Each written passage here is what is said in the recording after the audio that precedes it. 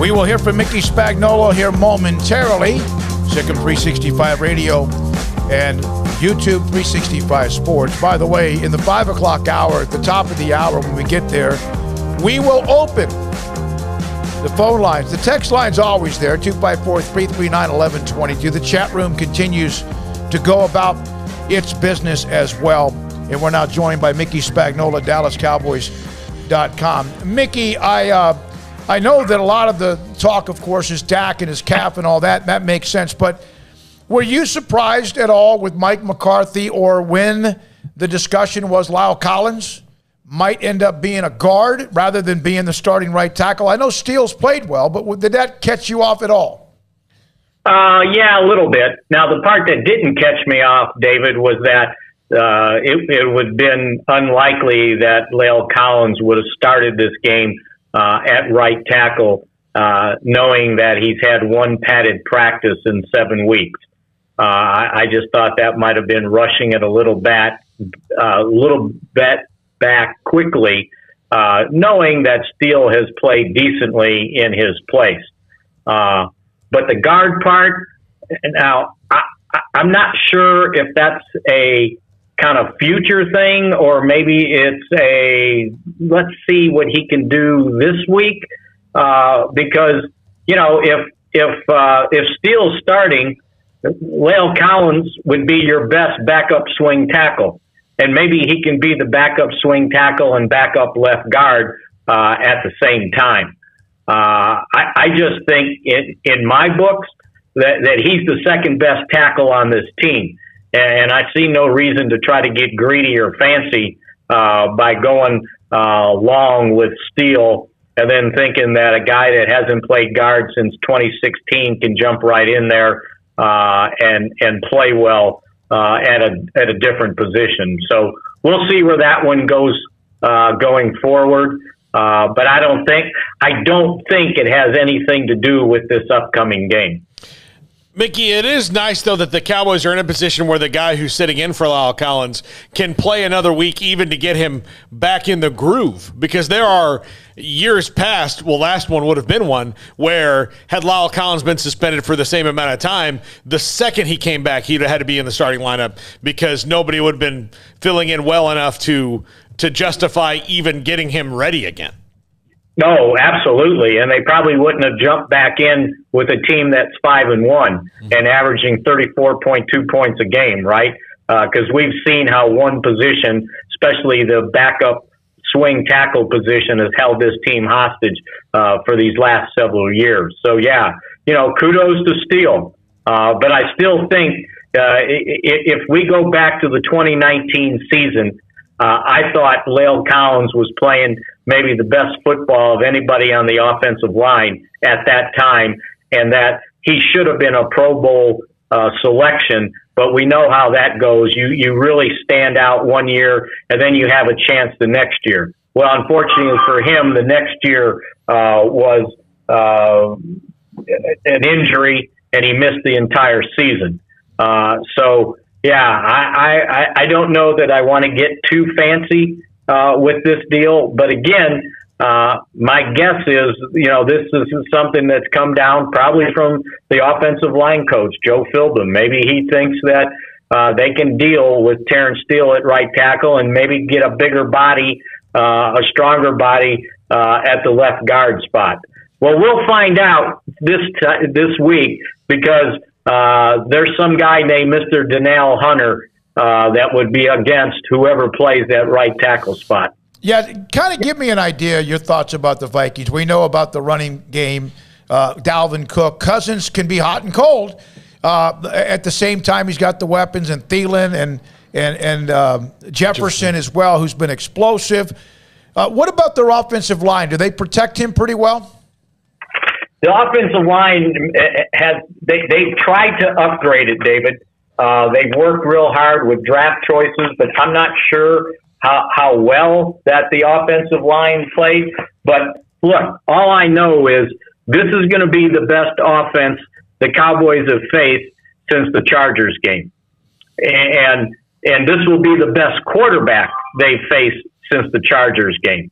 Kirk Cousins can get the ball down the field. You can look at his numbers: 13 touchdown passes, 2 interceptions. He's got a 110 quarterback rating, and he lit them up last year. Now I know this isn't the same defense, the same personnel as last year, but he threw for more than 300 yards. He had 3 touchdowns against the Cowboys and had a 140 quarterback rating.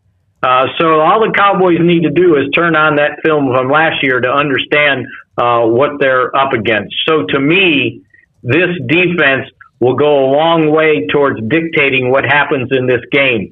And it means either if Dak's playing, but maybe not 100%, and this offense isn't ready to score 34 points as they're averaging, or if Cooper Rush has to play in his place, and you can't expect a guy making his first NFL start to go out there and go, okay, I'm going to put up 34 points too.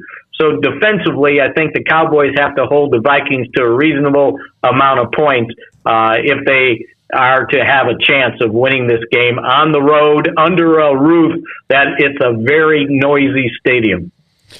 Mickey, Dak Prescott looks like he's trending in all the right directions. I saw his quote that he practiced really hard today. Do you think that there is anything that's going to keep him from playing that's out there? Until he did his interview a little while ago, I thought no. I was like, he's playing. My doctor degree says that he's good to go. Well, he said if it was up to him, he was playing. He goes, but it's not totally my decision. So to me, him saying that, and he usually doesn't sandbag, right? That there must be a thought running through the organization, the coaching staff, maybe just Mike McCarthy, that, hey, what if we just try to get through one game without him to ensure that this doesn't extend into 2 or 3 games missed because he played in this one game and aggravated the strained calf muscle. So at this point, I'm thinking, well, maybe they're going to go all the way to Saturday to just see how much he can do. Now, he's been limited in practice. I don't think anybody's sure if he's been able, and they certainly haven't said if he's been able to take any 11-on-11 snaps. So the part of practice we get to watch is basically stretch, warm-ups, individual drills, position drills, and he's looked fine. He's done his rehab on the resistance cords. He's moving fine. He was doing the quarterback drills thrown against air to receivers. He looked just fine to me.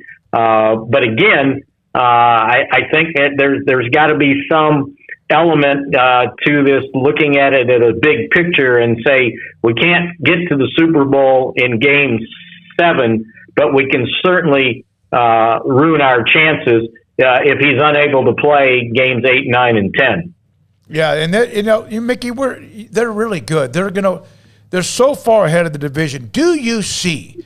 Could they? I know it's silly. There's a lot of games. Could they actually have this thing wrapped up in the East by Thanksgiving? Yeah, but you know what, David? This year, with the change in the playoff format, big deal, right? The seeding is the big deal. Yeah. So, yeah, and so, okay, fine. You wrapped up the NFC East. But, do you want to be playing? Do you want to try to get that top seed? I mean, you're only a game behind Arizona at this point, and the Cardinals have a pretty tough go tonight with Green Bay, and you get a chance to play them yourself.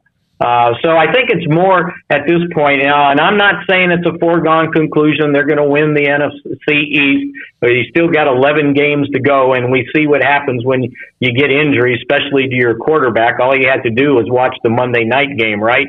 But I think that there's a bigger picture they're looking at than just wrapping up the NFC East.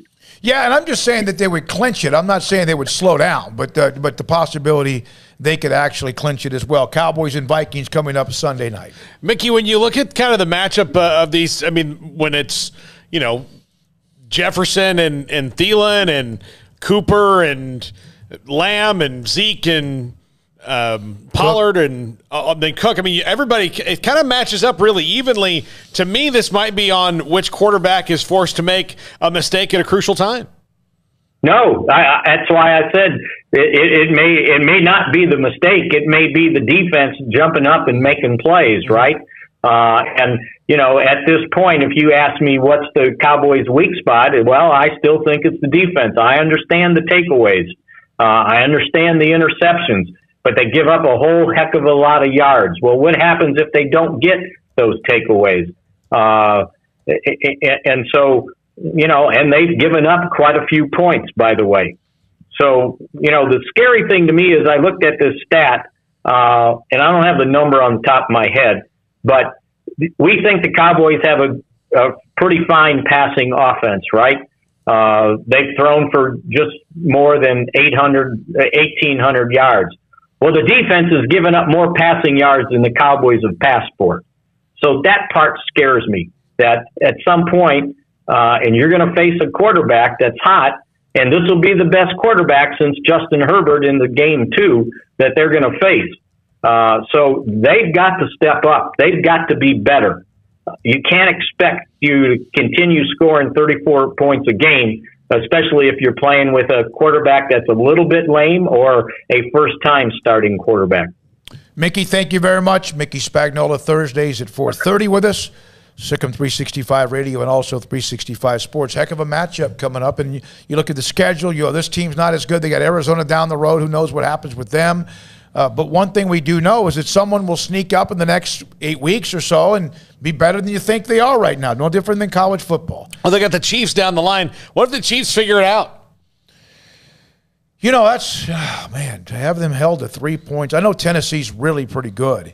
But that, yeah, they're not on defense, though. Yeah, no, it's interesting. You wonder, has Josh Gordon, is he still with them? Mm-hmm. You wonder, was that a panic move? They have weapons. No, I mean, no. It's a talent move. Because I think it was a talent move, and I think it was just one of those things they could do.